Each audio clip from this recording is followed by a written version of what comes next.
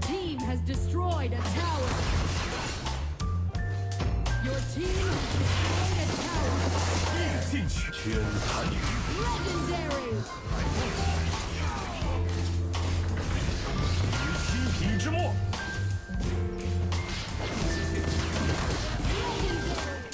What is up, guys? Welcome back to another Arena of Valor video, and as you can see today we have a very special video. I'm going to be trying out the new hero Zata on the test server. He was added a couple days ago. He is basically Paintbrush from Honor of Kings. If you haven't seen those videos, you can just type Shirko Paintbrush to see that hero in action in actual games. And yeah, as you can see, it is a mage. I'm gonna just go briefly through all the abilities. First of all, the passive is every third auto attack, pierces everything, and it does magic damage. You can see the newly reworked Nakroth looks cool as well. Anyway, as you can see, so the passive, every 3 auto attacks, you do bonus damage, magic damage, and you pierce everything, okay? This is gonna be really important, guys, so keep that in mind. Now, the first ability is just a ball he shoots and it explodes at the end for extra damage. It does damage on the path and at the explosion. The S2 has 2 charges. It slows everyone it hits and it basically creates a little tornado at the end of the skill shot that travels towards the position you were in at the start. So if you walk away, it's gonna always travel to that position. Now, you max the S2 because it has 2 charges. Now, if you hit the S2 with your S1, it will explode additionally. It will cause an additional S1 explosion, as you can see here, and it does a ton of damage. Every explosion you trigger like that also gives you your passive without stacking it 3 times. You can see I did 2 auto attacks. Now my third is gonna pierce, and if I did no auto attacks, if I just do this, third one is not a third one, it just pierces, okay? Very cool hero already, guys, right? Now, I have 300 games on this hero in Honor of Kings. It's a little bit different, but I'm gonna try to show you how he is actually played, not just like you can just have a quick sneak peek here. What you do? We ran out of mana, but we can still kill him. As I'm saying, you saw the ult, right? Pretty cool. I will explain it. Basically, it makes you dash, okay, with your joystick. Whenever you use ult, you have that little timer on your head running down, and that is how much time you have. During that time, you cannot walk, okay? If you do an input on your joystick, even if it's just a little step, it will dash in that direction, okay? I will show you again here. You can see the little timer above my name, and now I can dash, okay? And now it's a 10-second cooldown. The more dashes you use, the more cooldown it's gonna get. I'm gonna tell you how to use multiple dashes. If you hit an enemy with this ability, or a minion, or a jungle minion, okay? You will get another dash. So you can see here, see, I have another dash. You can get a second one, and at the third dash, if you hit an enemy, you turn invulnerable, jump in the air, and shoot feathers to every enemy around you, okay? In Honor of Kings, you can manipulate who you shoot by using the target lock system, similar to a marksman. So you can just hit basically the person you want to hit. I'm not sure if it works here. The bots, this is of course a bot game, it is the Vietnamese test server, so I can't really show that too well. Let's just get this blue buff so we have some more cooldown reduction. But yeah. Now the thing is, how was I able to use my first ult, right? There was no enemies around. You can also use your ult by dashing onto your abilities, okay? So like, look here. See, I have 2 dashes, okay? And I could do the third one.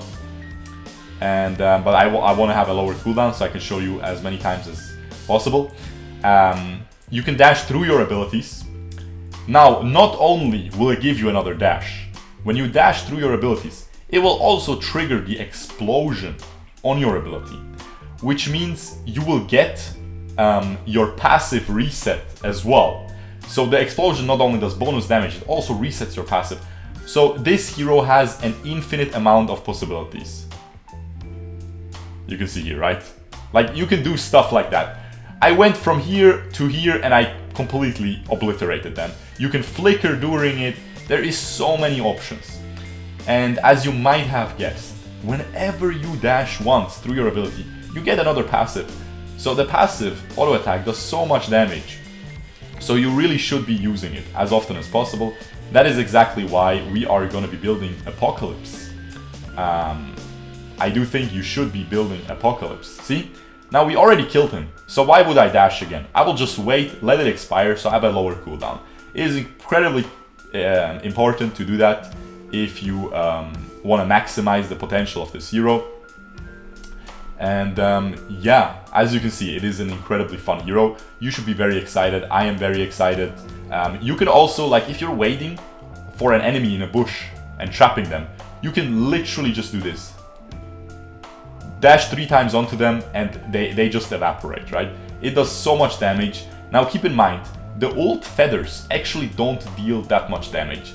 So if you're just gonna be a noob and use your S1 and then ult into a team fight, you won't be dealing that much damage. You will end up inside the middle of the team fight. You will be completely caught out without any dashes left because your ult is on a 30-second cooldown, without invulnerability, and you will just completely get wrecked, right? So what you have to do is you really have to dash onto the enemies. Throw the ability before you dash into them to trigger the explosion onto your ability, to trigger, to do more damage, auto attack them during it. So stuff like that is gonna be incredibly important with this hero. Now, you can see here, I messed it up a little bit now, but I just dash in and I use my auto attacks to maximize the damage that I do. This hero isn't gonna be easy, as you might have guessed here. Look, he's walking away. Also, you might be thinking, okay, how do you walk during ult? You can't, okay? You can't really walk during ult unless you do this. See? If we're chasing him with auto attacks, we can actually walk. Because if I did the another dash, right? If I gave an input on the joystick, it would just make me dash again. So you can't really walk during ult unless you auto attack an enemy and it chases the enemy. That is the only way. Not a lot of people know that, even in Honor of Kings. I mean, people who play the hero of course know that. It's very basic. But a lot of other people don't really know that, especially when it first released. People think you're hacking or something, you know, just walking around with the ult. So yeah, very important to keep that in mind. I'm gonna try to show you again here. See, I'm not just dashing in, I'm ulting, I'm auto attacking between it, I'm proccing that Apocalypse, etc. It is incredibly important to do all of that, guys. And yeah, now I know this might be confusing. Give me feedback please about this video, because I'm trying to explain it as well as I can without making it too confusing. See, this is exactly what you want to do. I procced 3 passives before I actually finished my ult there, okay? He is Zata, okay? He's also a new hero. Let me know if you want to see a video about him. He is a full tank. He is a really tanky hero, okay? And I was able to one-shot him because I abused my passive as well as I could there. And yeah, it is gonna be a very exciting hero, guys. I'm really looking forward to it.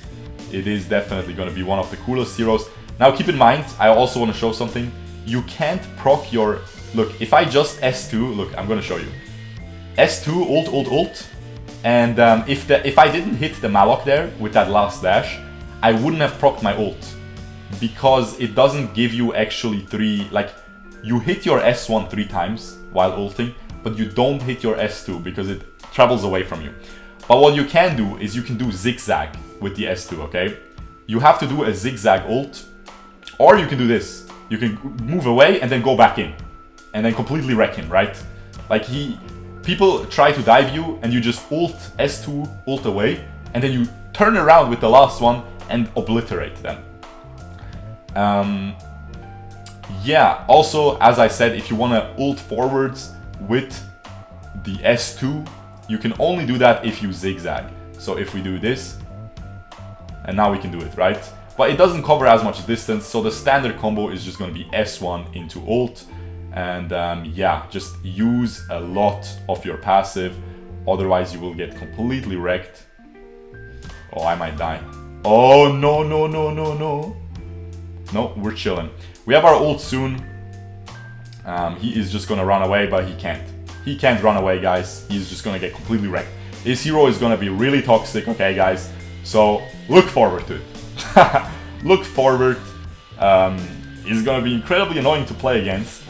But I have to say, guys, they really improved it from Honor of Kings in terms of annoyingness. Because in Honor of Kings, you have 5 dashes. So you can literally cover from here to here with just your dashes, right? But here I can't really do as much. Like, imagine I had 2 more dashes, I would have ended up around here, right? Around here. So you can dive people from here in their tier 3 tower. It is so toxic. The ult does much more damage. Here a lot of the damage is concentrated on the passive, on the auto attack, on the explosions. In Honor of Kings, it's literally all about the ult. I think they changed it meanwhile, but it took them a year to change that. It used to be permabanned in that game. Now, this hero can also jungle. If you guys want to see that, let me know in the comments below. I'm glad to provide this. And yeah, I really hope you guys enjoyed this video. We will just wrap it up right here. I will just kill this poor little demon here once again. See? And now we turn invulnerable, we leave the tower, and he's just a beautiful hero. It is an absolutely beautiful hero. Really looking forward to it. As I said, gonna be a mid laner. Can jungle if you're feeling adventurous. Not really the best, but it definitely can. I feel like it will be better in AoV as a jungler than it is in Honor of Kings.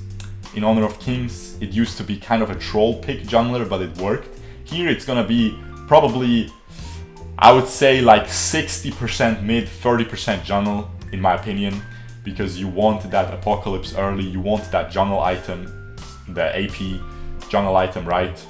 The Loki's is incredibly potent. And yeah, I hope I explained everything. I hope I didn't miss anything.